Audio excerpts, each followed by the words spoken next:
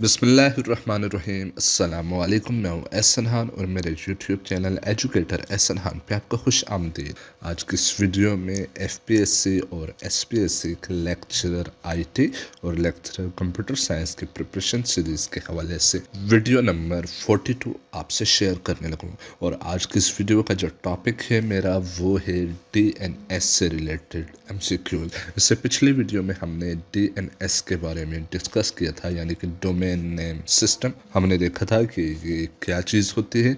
ये हमें पता चला था उस वीडियो में कि ये डोमेन नेम रेजोल्यूशन के लिए इस्तेमाल होता है कि जब कोई भी डोमेन नेम टाइप करते हैं तो वो डीएनएस उसको रिजॉल्व करके उसके अगेंस्ट उसका आईपी एड्रेस फाइंड आउट करता है और उस आईपी एड्रेस की बेस पे हम मुतल्लिका सर्वर को एक्सेस करते हैं और उसकी सर्विसेज को इस्तेमाल करते हैं। इसके अलावा हमने इसके बारे में देखा था कि इसका कंप्लीट प्रोसीजर किस तरह से होता है, ये किस तरह आईपी एड्रेस और डोमेन नेम रेजोल्यूशन पे काम करता है। अगर आपने वो वीडियो नहीं देखी हुई तो मैंने वीडियो के डिस्क्रिप्शन में प्लेलिस्ट का लिंक प्रोवाइड किया हुआ है, तो आप वहाँ से वो वीडियो भी देख सकते हैं और इस सीरीज़ के बाकी वीडियोस भी उस प्लेलिस्ट में अवेलेबल हैं। तो शुरू करते हैं आज की इस वीडियो का। हमारा पहला क्वेश्चन है what does DNS stand for. तो इसकी जो फुल फॉर्म बनती है डोमेन नेम सिस्टम।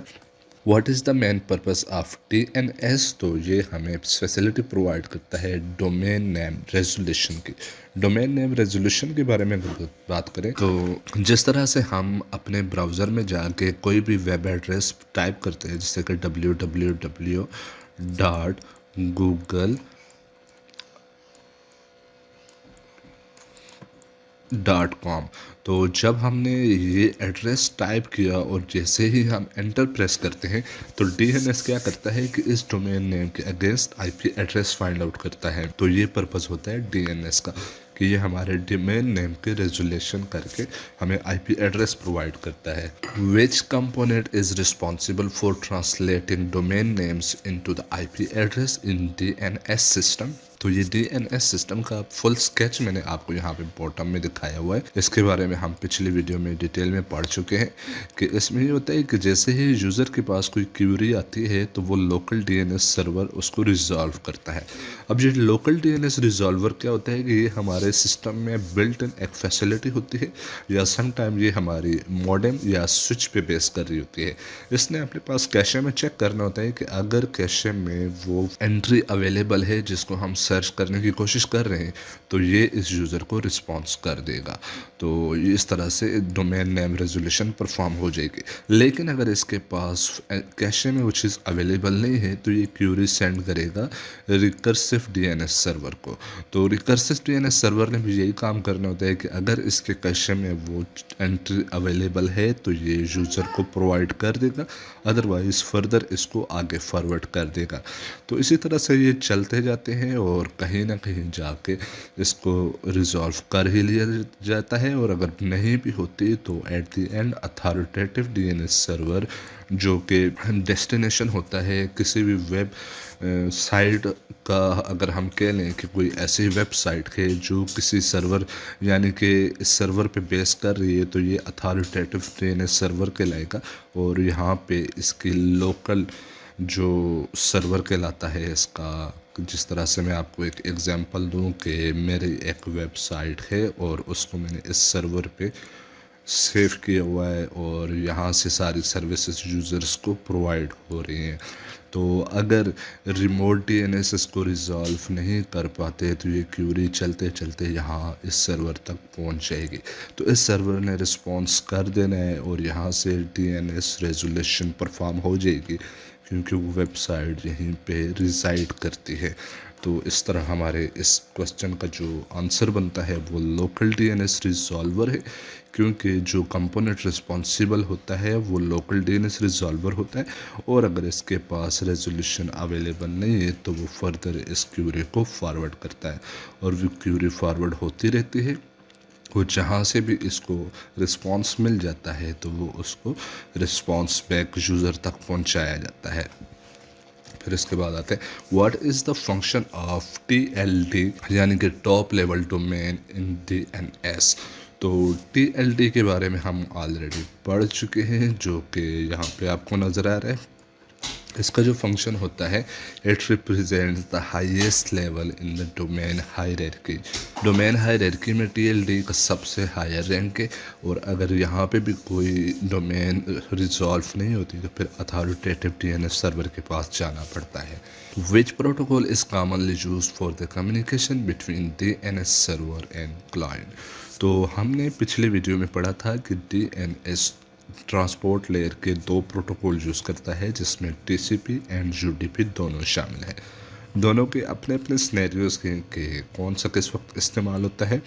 तो डीएनएस सर्वर और क्लाइंट के दरमियान जो कम्युनिकेशन होती है वो यूडीपी के थ्रू होती है, लेकिन इसमें टीसीपी भी इस्तेमाल होता है। और अगर टीसीपी की बात की जाए तो ये तब इस्तेमाल किया जाता है जब डीएनएस की क्यूरी लार्ज डेटा साइज पे बेस कर रही हो।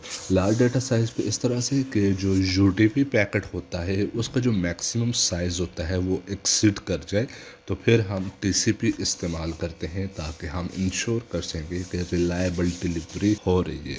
What is the role of the root DNS server in the DNS hierarchy? तो ये DNS की जो हायरार्की हमने पढ़ी थी, तो इसमें रूट DNS सर्वर भी अवेलेबल है, और इसके बारे में हमने पढ़ा था कि ये डायरेक्ट क्यूरी करता है to the appropriate TLD server.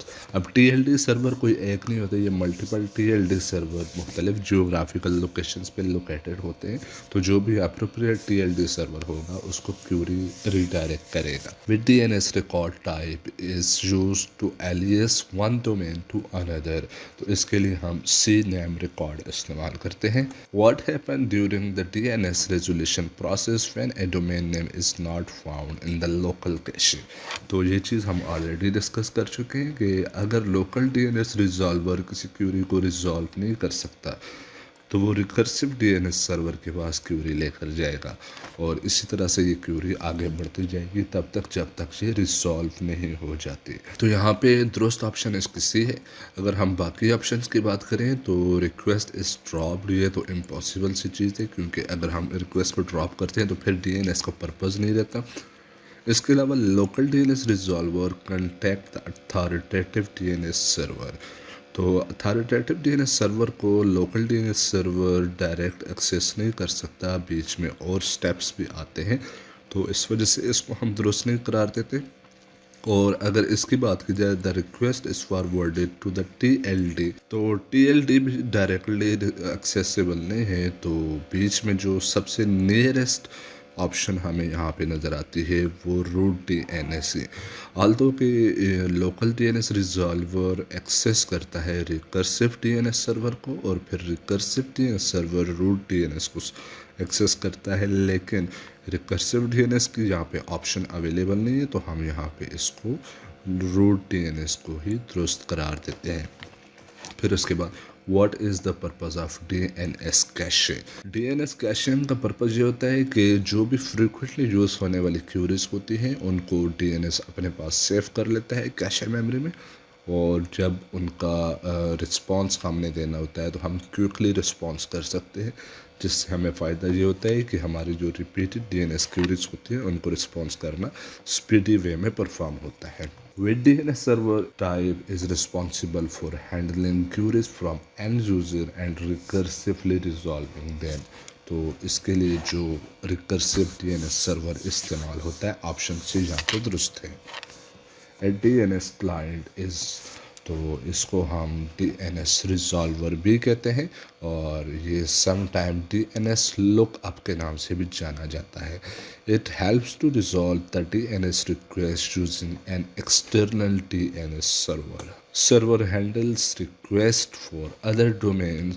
तो इसके लिए हम हैंडल करते हैं जो कि रिमोट DNS सर्वर को कांटेक्ट करके, जैसे कि ये लोकल DNS सर्वर है और इसने कांटेक्ट करना है रिकर्सिव DNS सर्वर को, रिकर्सिव DNS सर्वर ने कांटेक्ट करना है रूट DNS सर्वर को, और सिमिलरली ये रिक्वेस्ट आगे जाती जाएगी इस तरीक़ा से। Whenever request is received at the server from other domain, it handles this situation by contacting the remote DNS server। DNS database contains, तो इसमें name of server records भी होते हैं, host name to the address record भी होते हैं, और host name alias, लिहाजा यहाँ पे दुरुस्त ऑप्शन है D।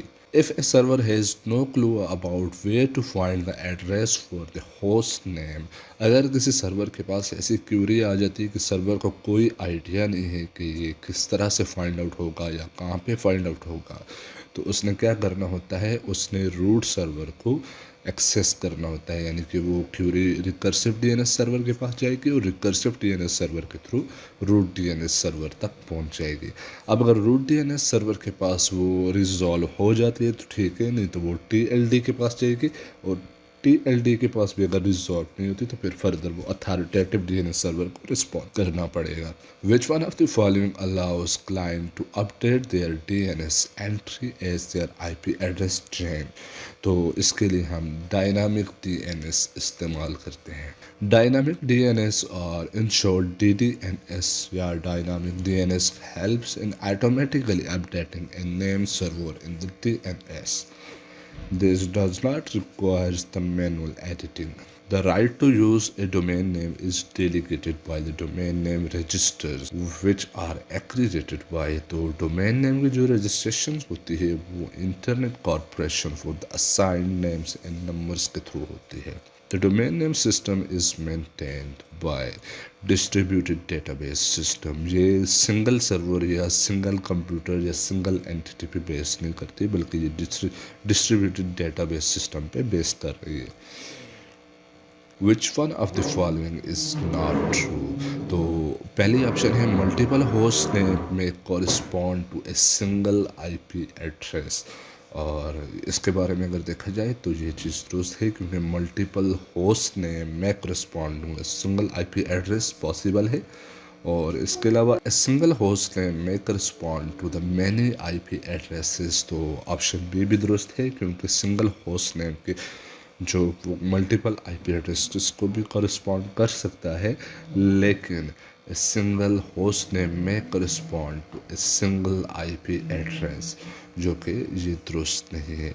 अब ये क्यों दुरुस्त नहीं है? क्योंकि हम लोड बैलेंसिंग को इस्तेमाल करते हैं और हमने मुख्तलिफ जोग्राफिकल लोकेशन पे मुख्तलिफ किस्म के डीएनएस इंस्टॉल किए हुए होते हैं जो पैरेलल में काम कर रहे होते हैं। तो एक होस्ट नेम के अगेंस्ट मल्टीपल आईपी एड्रेसेस भी होते हैं और एक आईपी एड्रेस के अगेंस्ट मल्टीपल होस्ट नेम भी होते हैं। तो सी ऑप्शन यहाँ पे दुरुस्त नहीं है, लिहाजा हम इसको टिक करते हैं।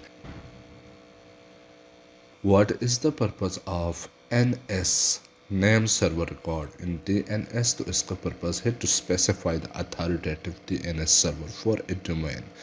Thank you for watching. अल्लाह हाफिज़।